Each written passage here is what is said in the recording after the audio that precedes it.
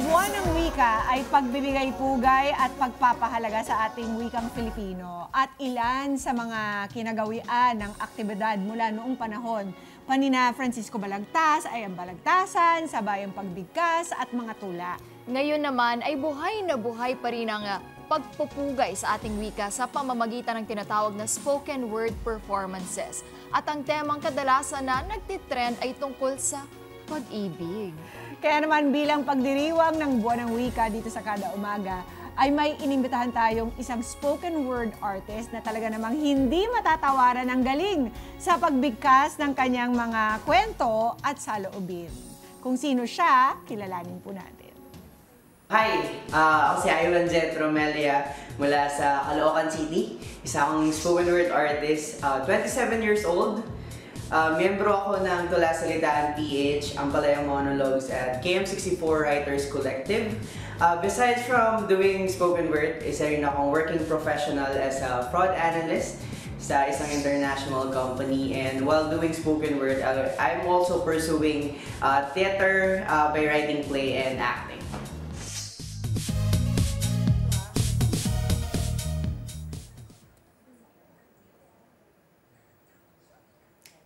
Pag-aantay. Mama, minsan tinanong ko yung sarili ko kung bakit mahal kita. Isa lang yung nakuha kong sagot. Siguro dahil sa mundong kailangan nating maging malakas araw-araw, sa piling mo pwedeng sumuko, pwedeng gumuho, pwedeng maging mahina, pwedeng maging mahinahon sa init ng iyong yakap. Kaya alam mo, hinihintay ko pa rin bumalik ka. Hinihintay kong bumalik ka sa tag-init. Ngunit mas lalo akong naghihintay sa tag-ulan. Mama, minsan tinanong ko yung sarili ko kung bakit nakakalungkot ang ulan. Isa lang yung sagot. Siguro naiinggit ako sa kanila. Kasi buti pa yung ulan pwedeng bumitaw pag mabigat na. Pero sabi mo kasi, tuloy lang tayo. Galingan mo pa, para sa pangarap. Alam mo, sa tuwing pagod na pagod ako sa mundo, gusto ko marinig maski mahinang boses mo. Kaya tumawag ka kung kailan ka libre. Mag-text ka kung kailan ka handa. Hindi ako mapapagod magantay. Pero alam mo, simula nung umalis ka, parang malaking parte ng sarili ko yung nawala. Hindi ko alam kung bakit. Alam kong pinapaalala mo sa akin noon na buo ako kahit na wala ka. Pero wala ka. At yan yung nakakalungkot kahit na buo ako. Alam kong sabik ka nang umuwi. Alam kong sabik ka na sa aming mga yakap. Ma, alam kong masaya ka ngayon dahil nakapagtapos na ang iyong panganay. Ma, alam kong umiiyak ka kasi wala ka dito. Para sa selebrasyon dumamay. Maalam kong pagod ka na. Kaya, hayaan mong kami naman ang bahala. Tara na. Uwi ka na. Uwi ka na. Uwi ka na.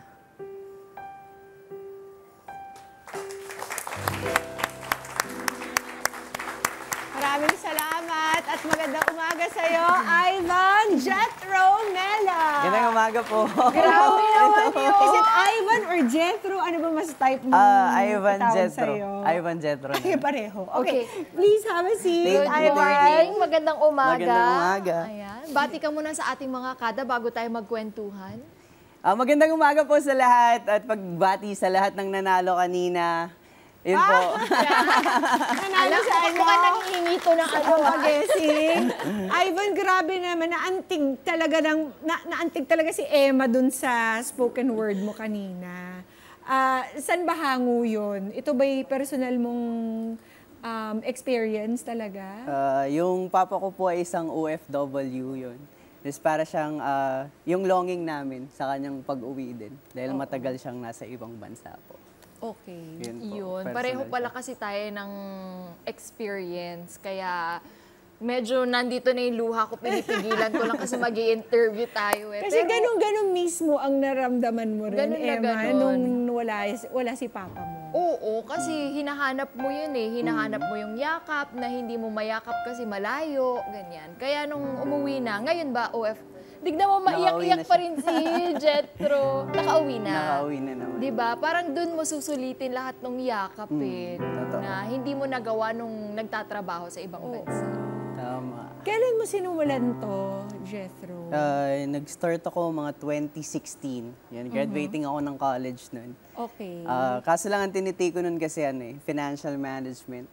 Pero gusto ko talaga yung theater. So parang pinasok ko yung spoken word doon para mas mapurso ko pa rin yung gusto ko na gawin sa buhay, yung hobbies ko bilang isang actor during my high school days. Meron ka bang hinahangaan, Jethro, kung bakit gusto mong pasukin yung ganito?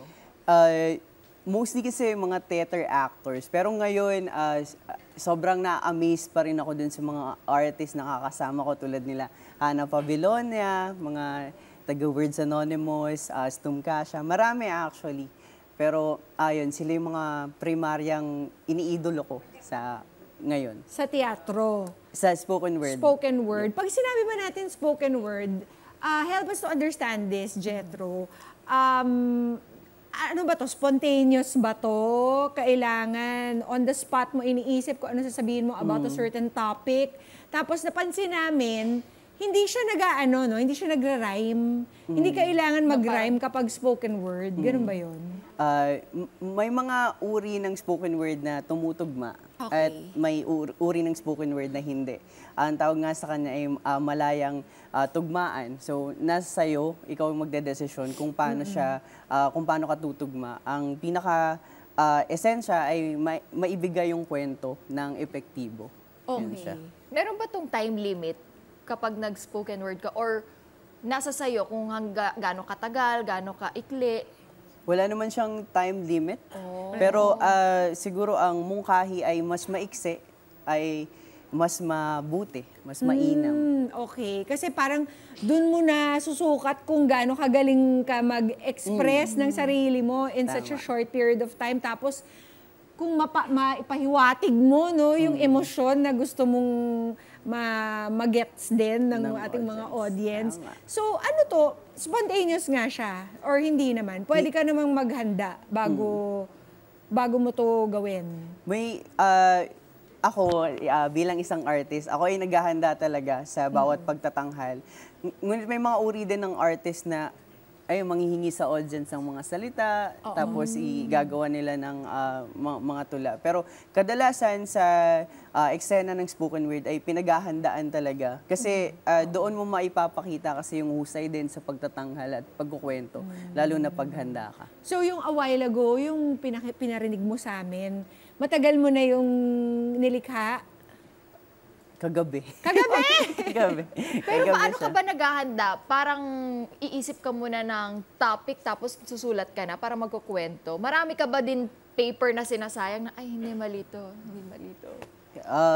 Minsan kasi yung emosyon, pag nararamdaman mo, mas madaling magsulat kasi pag something personal sa'yo yung topic. Tapos something na relatable sa'yo.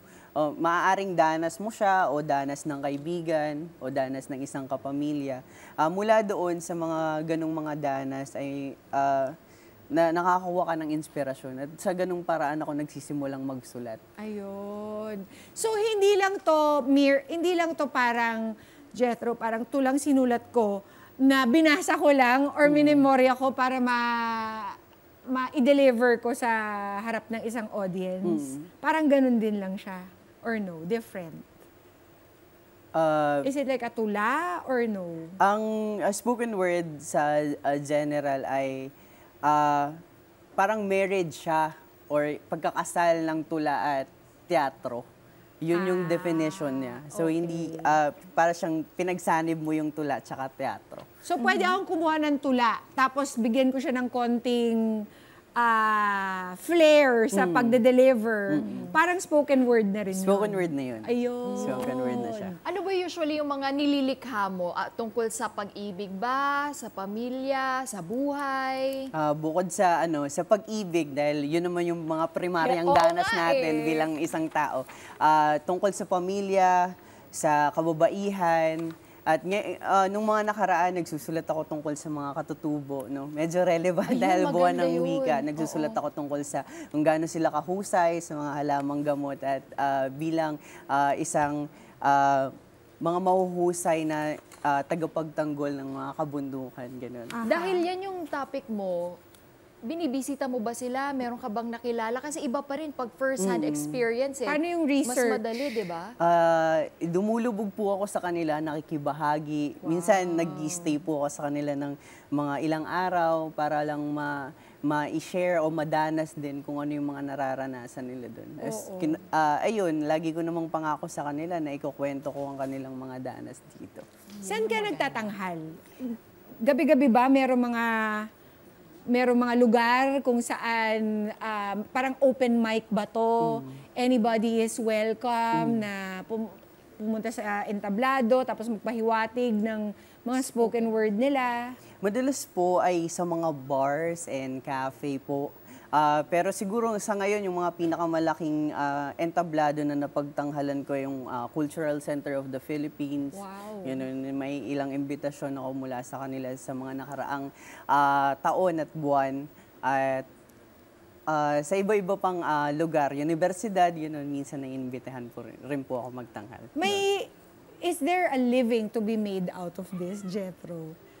May bayad ba? Meron naman. Marami akong kaibigan na full-time artist na rin at nakakatuwa. Kasi minsan ang spoken word ay na-extend siya sa theater, na-extend siya sa film. Sa sulat, pwede kang gumawa ng libro, di ba? Ng dula, ganun. So parang meron naman, basta pipiliin mong maging full-time artist, kaya naman siya. Ganon. Kung sumusulat ka na rin ng libro ngayon, pwede mong ilagay sa isang libro yung mga collection mo ng spoken word. Tama. Pwede yun. Yung iba kasi ganun na yung ginagawa, hindi na siya story eh. Parang per ano ba yun? Per spoken word na ginawa mo, may title lang, di ba? Anong aral naman natutunan mo nung pinasok mo yung larangan na to? Marami. Siguro pinaka mabigat na aral sa akin ay matutong maintindihan yung danas ng iba't ibang tao, ganun. Matutong maintindihan, maging ang aking sarili. Kasi minsan, may mga pagkakataon na hindi natin naiintindihan kung ano yung nararamdaman natin, kung dapat ba tayo magalit, maging masaya, maging malungkot. Pero dahil sa pagsusulat, mas naiintindihan mo yung sarili mo. Mas na-elaborate mo kung ano yung mga problema, ano yung mga danas, at paano to susolusyonan. Netizens, for more Kada Umaga updates, i-click lamang po ang subscribe button at i-follow ang Net25 social media pages on YouTube, Facebook, and TikTok, at pati na rin ang Net25 TV.